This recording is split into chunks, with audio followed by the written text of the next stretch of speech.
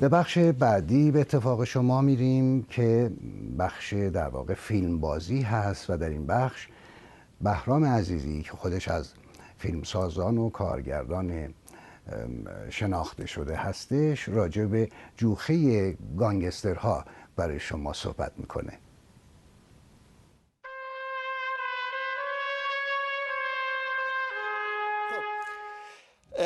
امشب میخوام بریم سراغ یک فیلمی که فیلم 2013 است. میدونید ما کلاسمون یه جوری که دیگه 2013 آره میشناسمت، قدیمی‌ها رو نگاه نمی‌کنیم. 2012 2011 دیگه خیلی قدیمیه.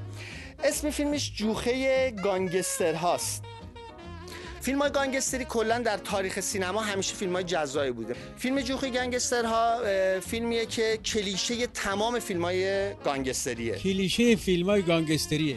منتها تو حال و هوای انتخابات ولایت مدارانه با سوس دعواهای باندی، یعنی تلفیق عبا و عمامه و تفنگ و بمب و این حرفا. آره، اول این ماشیناست، آدمایی که بعد آدمایی که کت شلوار میپوشن خیلی رسمی. ببین راستش من این فیلمو دیدم تعجب کردم. توی سکانس کاندیداها پیژامه راه میپوشن که راهی بسیار بسیار بیریخت که جدیدن مد شده الان میپوشن، بعد براق هم از برق میزنه.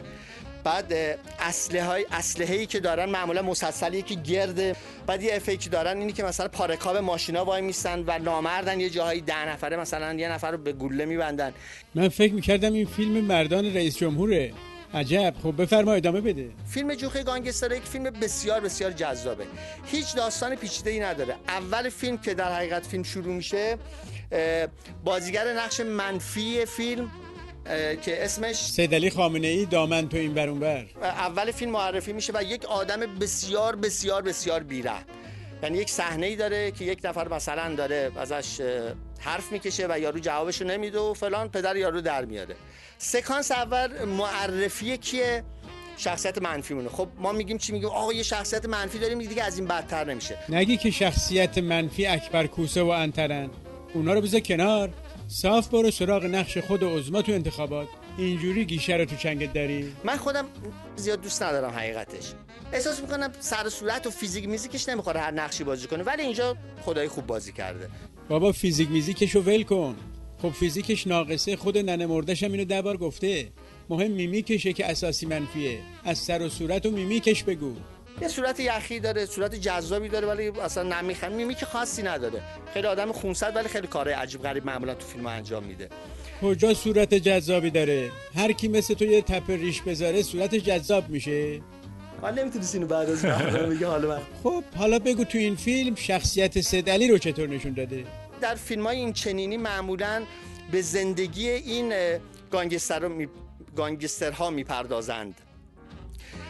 زندگی خانوادگیش نشون میده که تو خونه مثلا حتی اینا غذا درست میکنن، زن و بچه دارن، نمیدونم نوه‌شو خیلی دوست داره، ولی یک جاهایی خیلی آدمای بی‌رحمی هستن.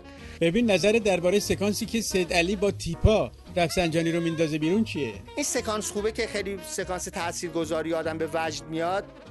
در حقیقت این کی بود نقش منفیه؟ بابا خفه کردی تو. سیدعلی خامنه‌ای. آخه تو چه کارگردانی هستی؟ برد پیت نظامو نمیشناسی؟ یه خوبی این فیلم‌ها داره که فیلم‌های خالی بندی اینطوری نه نکته اخلاقی داره، نه موقعی که فیلم تموم شه شما چیزی یاد میگیرین و چی شما رو به وجد میاره. کامپلت خالی بندی‌های این فیلمه. یعنی یک نفر یه دونه اسلحه داره، اونها همه مسلسل دارن، دونه دونه اونها رو میزنه میکشه و شما هیچ احساس بدی به دست نمیده. فیلم جوخه گانگسترها فیلمیه که از دیدنش به شدت لذت میبری. بابا این همه فکر زدی، اسم 4 تا فیلم گانگستری درست و حسابی تو نظامو نبردی. خب به اون جمال بی نقطه‌ات مگه من و تو فیلم آخرین تانگو در قم رو نساختیم؟ خب چرا دربارش نمیگی؟ چرا هیچ اسمی از فیلم مردی به نام اسب که نقش اولش آقای حداد عادل بود نمیگی؟ یا مثلا فیلم آرواره‌های کوسه که قبل از رد صلاحیت آقای هاشمی ساختیم؟ خب اینا همه فیلم‌های گانگستری بود. مگه حرامزاده‌های بی‌آبرو رو با تارانتینو درباره سپاه قدس کارگردانی نکردیم؟ خب وقتی اینا رو نمیگی حال آدم گرفته میشه.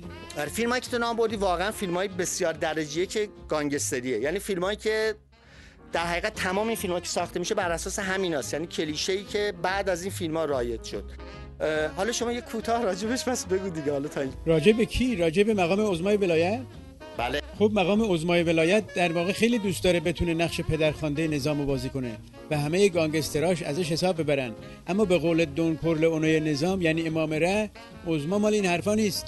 الان بدبختی سید علی اینه که خودش و بانداش همه با هم دارن بانپیچی میشن. فیلمش هم 2000 نمیارزه، اما با این حال برای اینکه آبروی نظام نره توی تبلیغی واسش بکن. فیلم‌های گانگستری فوق‌العاده فیلم‌های جذابی ان. امیدوارم این فیلم جوخی گانگسترها رو ببینین و ازش لذت ببرین.